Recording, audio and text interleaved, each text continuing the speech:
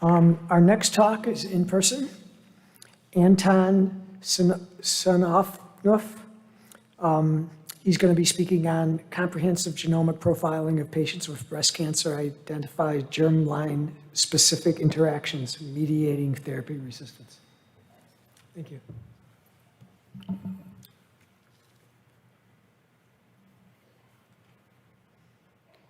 Good morning, everyone. My name is Anton Safonov. I'm a medical oncology fellow at Memorial Sloan Kettering. I'm honored to present our work on germline-somatic interactions in breast cancer on behalf of the co-authors represented here. I have no disclosures to declare. So we begin with the observation that germline pathogenic variants in homologous recombination genes predispose to oncogenesis and confer sensitivity to targeted to specific types of therapy. This is exemplified by the PARP inhibitor story in BRCA1 and 2 germline patients represented here. But to be more precise, the biological and clinical behavior of these BRCA1/2 tumors is not just dependent on the presence of the germline alteration, but indeed on certain somatic features as well. For instance, the status of the other allele plays a crucial role.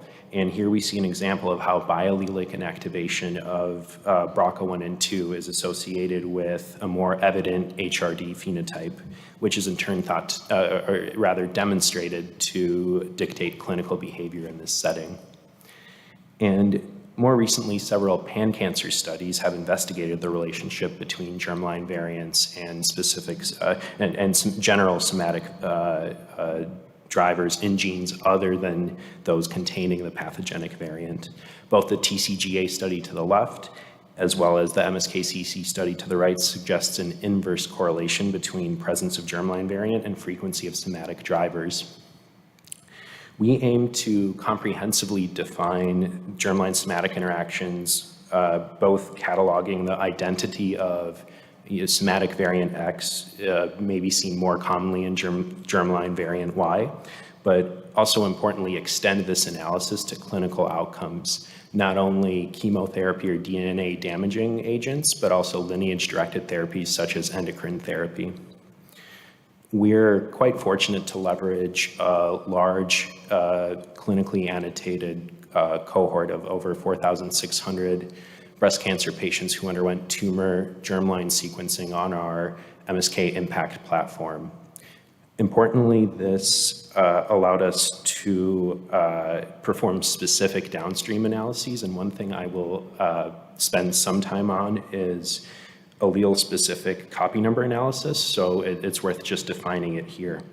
Recall that many next-generation sequencing platforms provide the output detailing more drastic copy number events such as deep deletions and amplifications, but there are actually bioinformatic methods to arrive at other configurations which may be biologically relevant, such as loss of one allele or loss of one allele followed by duplication of the remaining allele. We approach this by serially examining each pathogenic variant in our genes of interest defined here. And we were comparing for each with patients who harbor a germline pathogenic variant compared to wild-type patients. And what we are comparing is the somatic variants in the tumor here represented in red. We compared mutations, copy number alterations, and fusions, which are predicted to be functionally significant by OncoKB. We approach this with a first penalized logistic regression adjusted for sample type, metastatic versus primary, as well as receptor status.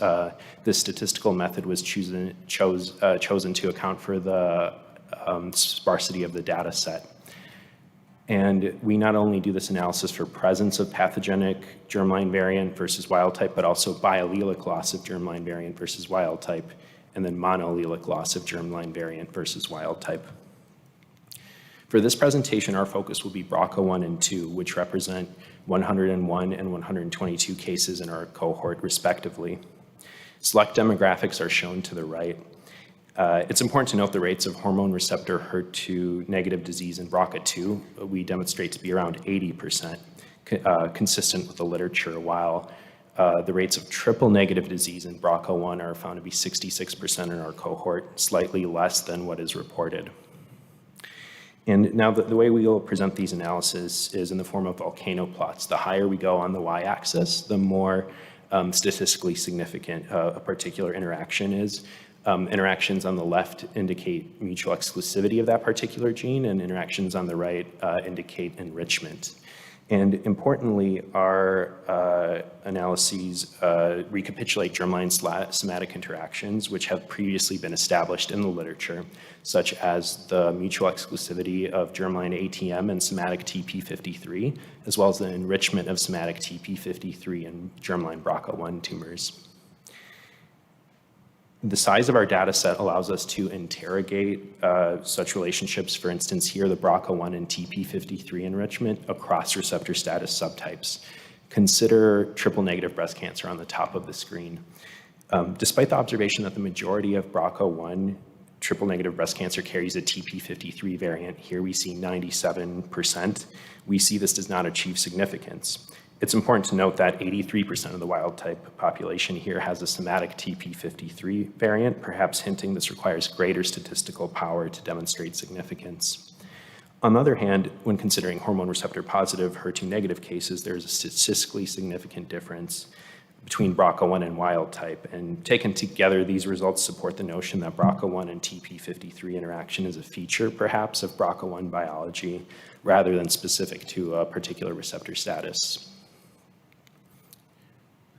Now, when we consider BRCA2, our analysis yields some interesting findings. The most enriched somatic gene is variation in RB1, followed by AGO2 and MYC respectively. I'll note that MYC and AGO2 are actually located very close together on chromosome 8. Meanwhile, there's a mutual exclusivity of PIK3CA as well as TP53. And furthermore, interestingly, this RB1 enrichment in BRCA2 is specific to BRCA2. We don't see that enrichment in BRCA1 that's highlighted in red there. This oncoprint summarizes some of the nature of the variants we see in the germline BRCA2 context. Most of these variants appear to be either truncating mutations, fusions, or splice site variants. We have also selected specific clinical pathologic characteristics such as sample type, receptor status, and LOH, and represented it on the right for more ease of interpretation. We see that in the RB1 somatic variants and germline BRCA2 wild type, those samples do not tend to be hormone receptor positive, HER2 negative, the samples in pink. Meanwhile, in the BRCA2 group, there's a slight overrepresentation of hormone receptor positive, HER2 negative, both in the BRCA2 RB1 co-altered, as well as the BRCA2 germline RB1 wild type. It's also fair to say that the RB1 BRCA2 co-alterations are more frequently encountered in the metastatic setting. Before we go on to LOH, which is the last clinical pathologic characteristic I had up on the oncoprint, it's important to establish a few interesting concepts. So RB1 and BRCA2 are both located on chromosome 13q.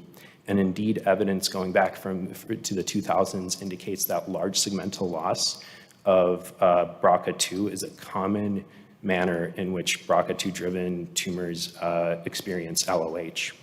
And indeed, this is in our cohort, this analysis suggests that these BRCA2 losses also extend to RB1.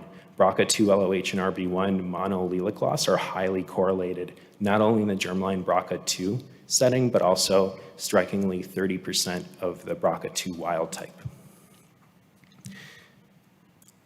This, taken together with the fact that RB1 is a well-studied mechanism of CDK4/6 resistance, led us to investigate the outcomes of endocrine therapy and CDK4/6 inhibitor in BRCA2. We see that germline BRCA2 patients here experience relatively worse outcomes with endocrine therapy and CDK4/6 in both the first-line setting to the left and the all lines of therapy to the right. This analysis was adjusted for endocrine therapy partner, age of diagnosis, stage of diagnosis, and the analysis on the right was adjusted for line of therapy as well.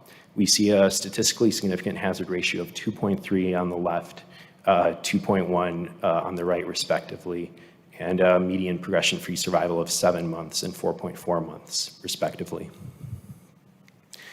Now, this diagram recapitulates some of those allelic relationships I was mentioning before. Perhaps BRCA2 biallelic loss is often established by the loss of a large segment of chromosome 13, which we demonstrated often appears to involve RB1. The previous clinical analysis I had shown only incorporated all BRCA2 samples regardless of heterogeneity, but our findings motivate analysis of patients which fit the orange scenario on the right. And here we show a Kaplan-Meier curve only including samples which are sequenced before CDK4/6 inhibitors.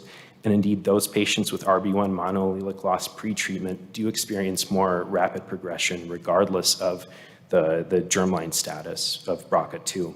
Interestingly, patients with BRCA2 germline variant and RB1 LOH appear to have particularly poor outcomes, hazard ratio of 3.1 and also statistically significant.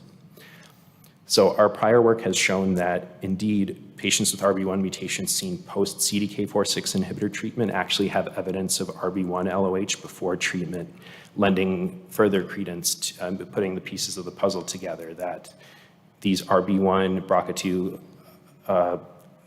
co-alterations are seen in the metastatic setting in hormone receptor positive cases, and RB1 variants are preceded by RB1 monoallelic loss motivates the following hypothesis. Perhaps monoallelic loss of RB1 in this middle state is a setup for loss of the second allele under the selective pressure of CDK4/6 inhibitors.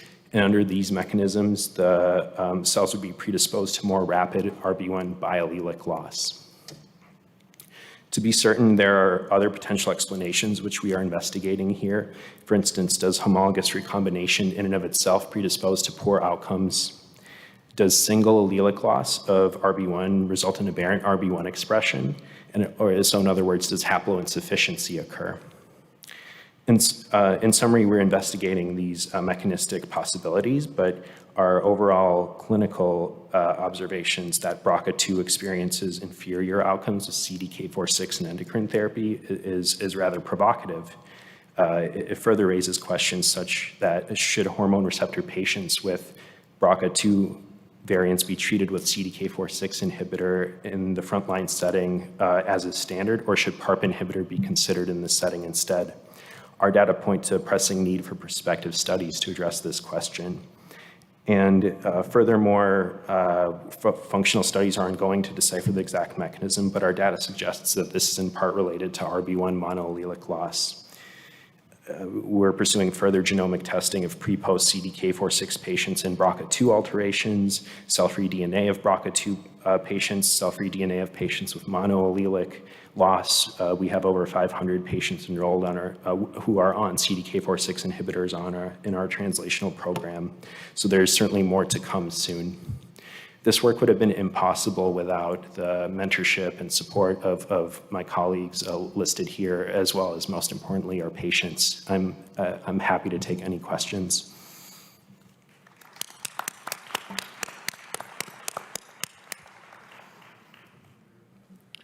Okay, since no one's at the microphone, are there any plans to simplify your 812 gene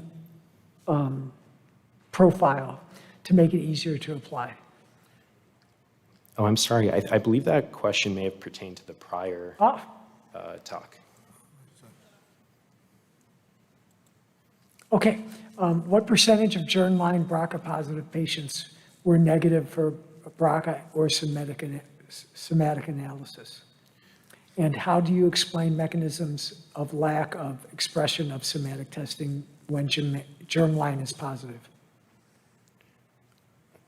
I'm sorry, the question is, what percentage of BRCA patients did not have LOH, did not have somatic loss of the other allele? Yeah. If I'm understanding correctly.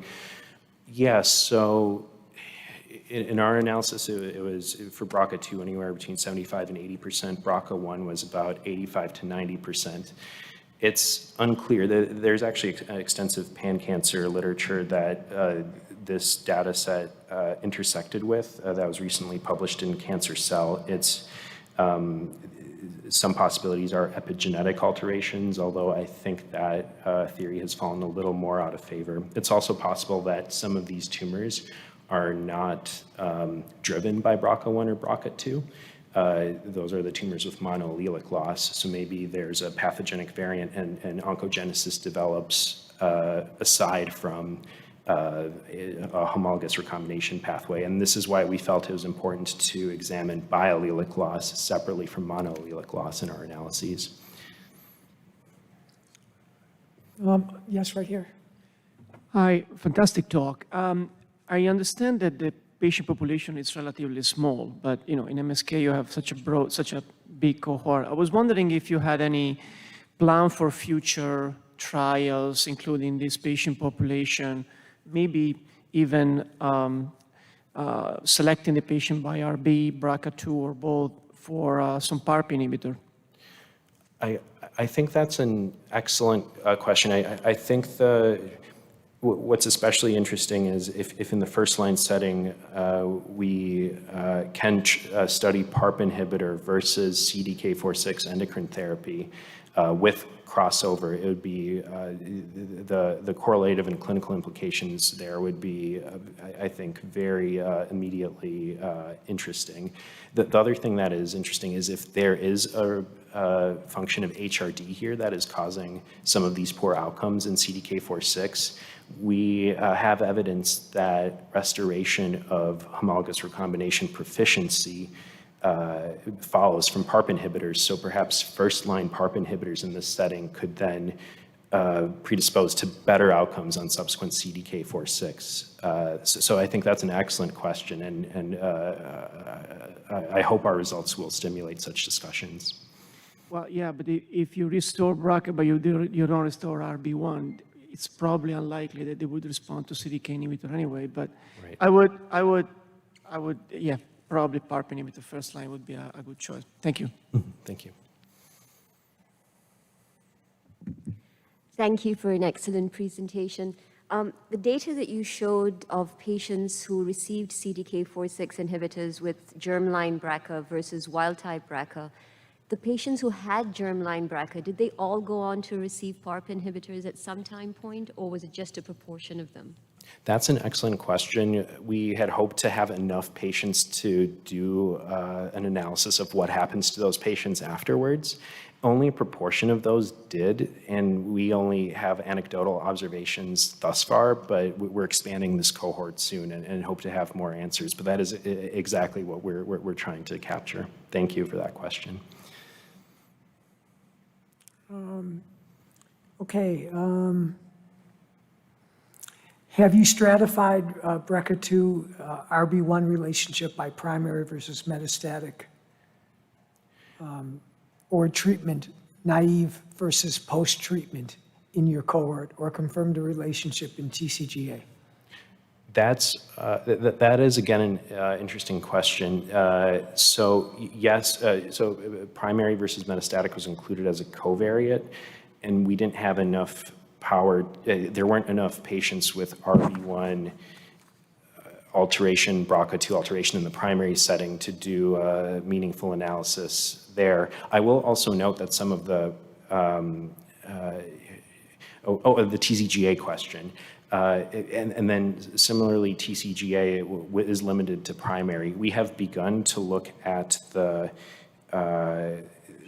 co-loss patterns and have seen some signal that confirms that as well. So all excellent questions.